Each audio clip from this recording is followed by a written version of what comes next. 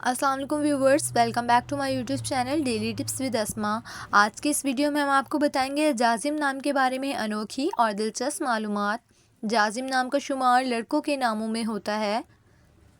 जाजिम एक इस्लामी नाम है। जाजिम नाम की इब्तदाई तारीख़ अरबी ज़बान से निकलती है। जाजिम नाम के अफराद के लिए खुशकिस्मत नंबर 6 माना जाता है। माहिरीन के मुताबिक जाजिम नाम के लड़के बहुत नेक सीरत होते हैं। जाजिम नाम का मतलब है मजबूत, ठोस। जाजिम नाम के लड़कों के लिए खुशकिस्मत दिनों में बुध, जुमा और हफ्ते का दिन शामिल है। जाजिम नाम के अफराद के लिए मुआफिक रंगों में काला, नीला और सुरमई रंग शामिल हैं। जाजिम नाम के अफराद के लिए मुआफिक पत्थरों में पुखराज पत्थर शामिल है। खुशकिस्मती वाली धातों में हिंसों के हिसाब से लोहा शामिल है।